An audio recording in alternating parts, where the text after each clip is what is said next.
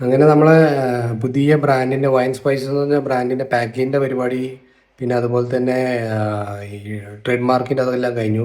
ഇപ്പോൾ നമ്മളൊരു Shopify store open ആക്കിയിട്ടുണ്ട്. ഏകദേശം ഒരു 2 ആഴ്ച കൊണ്ടാണ് നമ്മൾ ചെയ്തത്, ഷോപ്പിഫൈ സ്റ്റോർ ചെയ്തത്. ഇപ്പോൾ എന്തുകൊണ്ടാണ് നമ്മൾ ഷോപ്പിഫൈ ചെയ്യുന്നതെന്ന് വെച്ച് കഴിഞ്ഞാൽ, ഓൾറെഡി നമുക്കൊരു ഷോപ്പിഫൈ സ്റ്റോർ ഓൾറെഡി റണ്ണിങ് ആണ്. അപ്പോൾ അതുകൊണ്ട് തന്നെ നമുക്ക് അതിനെക്കുറിച്ച് പ്രത്യേകിച്ചൊരു എന്താ പറയുക, ഡിസൈൻ ചെയ്യുന്ന കാര്യത്തിലായാലും അതിൻ്റെ ബാക്കി കാര്യങ്ങളെക്കുറിച്ച് നമുക്ക് വേറെ ടെൻഷനോ കാര്യങ്ങളൊന്നുമില്ല.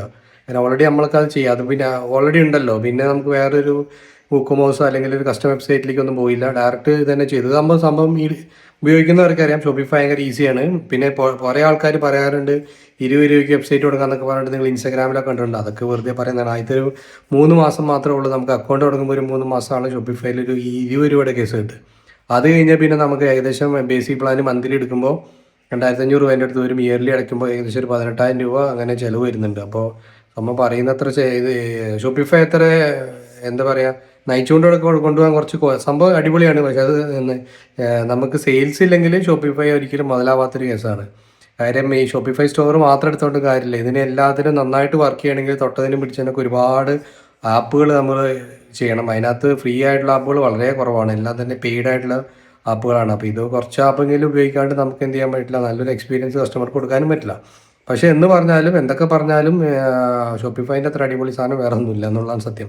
അതുകൊണ്ട് പിന്നെ നമ്മൾ വേറെ ഒന്നും ചിന്തിച്ചില്ല, ഷോപ്പിഫൈനെ തുടങ്ങി. ഇപ്പോൾ നമ്മൾ ഏകദേശം 20ഓളം പ്രൊഡക്റ്റ് നമ്മൾ എന്ത് ചെയ്ത് നമ്മളെ വെബ്സൈറ്റിൽ ആഡ് ചെയ്തിട്ടുണ്ട്. winespices.in എന്ന് പറഞ്ഞുള്ള വെബ്സൈറ്റിൽ പോയി കഴിഞ്ഞാൽ നിങ്ങൾക്ക് കാണാൻ പറ്റും, പർച്ചേസ് ചെയ്യാനും പറ്റും. പ്രൊഡക്ട്സ് നമ്മളിത് കഴിഞ്ഞിട്ടില്ല, പ്രൊഡക്ട്സ് ഇനിയും ആഡ് ചെയ്യാനുണ്ട്.